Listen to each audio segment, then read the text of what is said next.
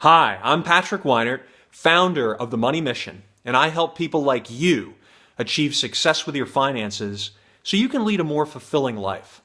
In this video, we're going to talk a little bit about how the wealthy save. But before we do that, I want to recap what we went over in our last discussion. First, I just want to say thank you for all of the tremendous questions and comments that I've received from you. I'm really thrilled to know that I'm bringing you a lot of value in these videos. And I encourage you to continue sending me questions and comments so that I can continue to serve you better and really get an idea of what it is that are the biggest challenges for you in your own situation. So the last time we talked, we went over a few things that were very important. I wanted to express to you that I'm excited about this opportunity I have to share with you. That is, over this, series of days, I'm going to be providing some videos in order to provide some free training for you in order to help you get to your financial goals faster. We talked a little bit about my success in managing the budget and investment plan for the Marine Corps and how I wanted to take that success from a large organization, to people like you in order to help you with your own personal finances. We also talked about ways that we can improve our financial situation, like using budgeting apps and having a good retirement game plan.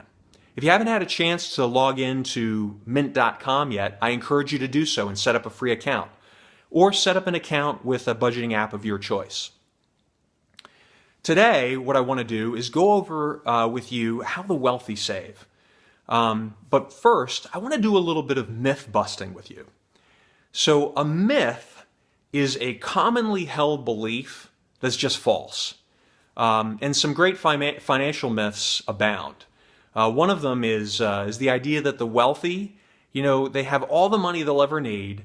They never have to be concerned about money anymore. And they were probably born that way. Okay, so this is absolutely false. Another myth, and this one is one of my favorites, and probably the number one myth out there that people struggle with. And it's the belief that you can never be wealthy. Doesn't matter how hard you work, doesn't matter how many different tricks or techniques you use, or how many different advisors you have, or pieces of advice or systems that you've tried, that you'll never get there because it's too deep, it's too far away, and it's just not worth the effort. This also is absolutely false. Everything that wealthy people have done, you are capable of doing as well. And working together as a team, we are going to get you there. So let's talk a little bit about these myths. So the idea that the wealthy have all the money that they'll ever need, they never have to be concerned about money. I mean, they could basically, burn money in their fireplaces if they wanted to. Okay, so this is not true. This is not true because it's important to understand that people who are wealthy, most of them were not born that way. They have, however, some very unique characteristics in their personalities. And one of them is what I call a wealthiness mindset. Okay? There's a difference between being poor and being broke. Being broke is a temporary condition. I know people who have gone from rags to riches and then back to rags again, but I don't consider those people poor. They may not have money temporarily, but they still have a wealthiness mindset.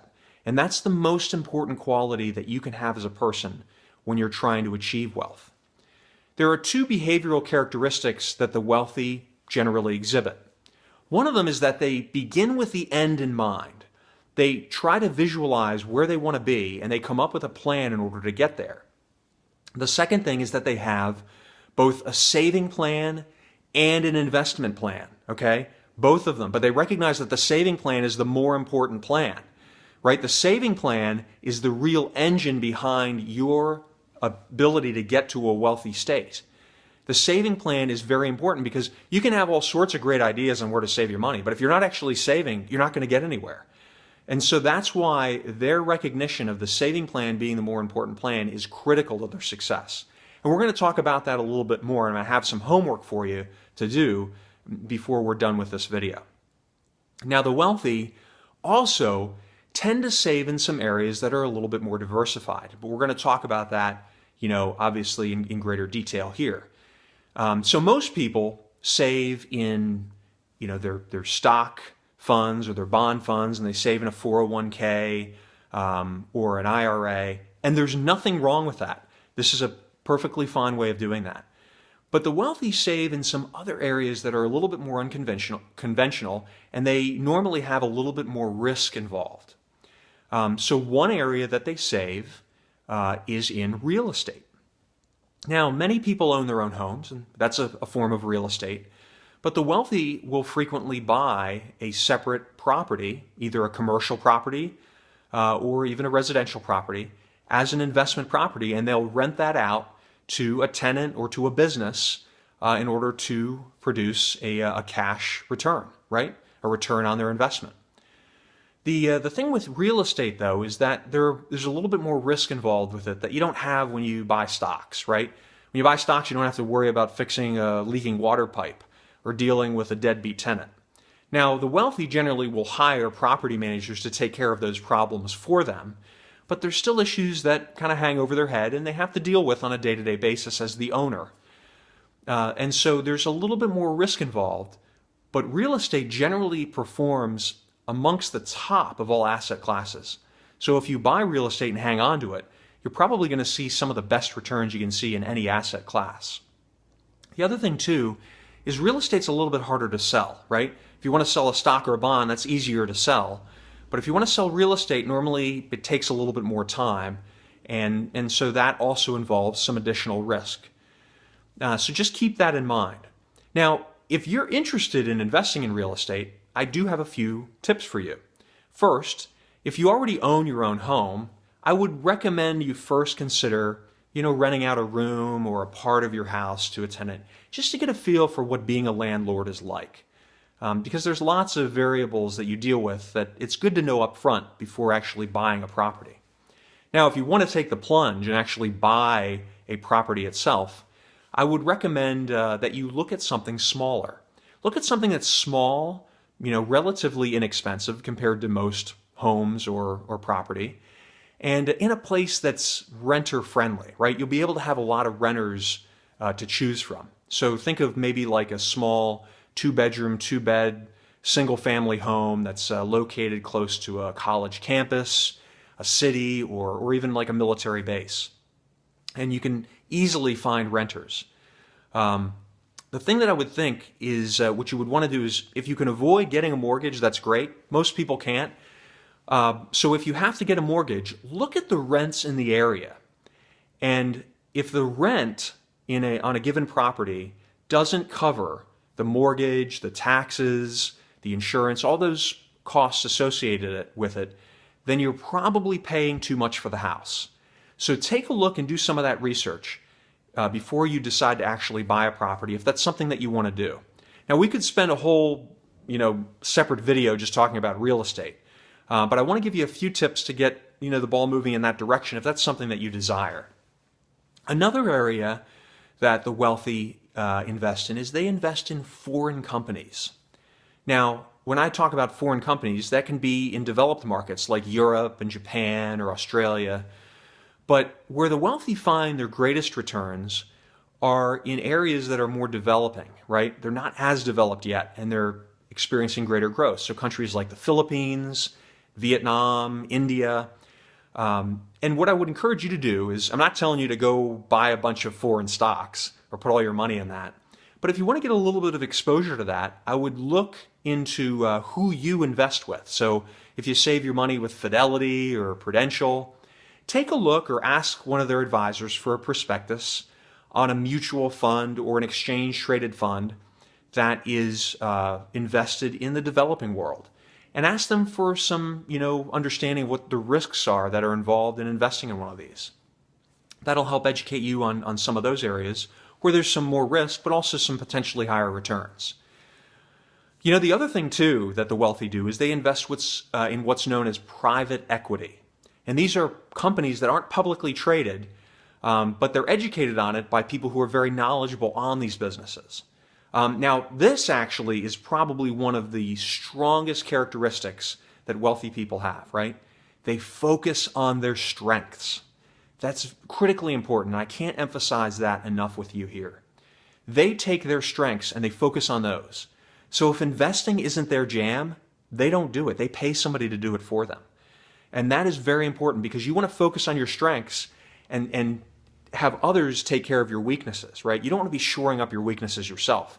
That's going to, waste your time and your resources when you could be focusing on what you do well.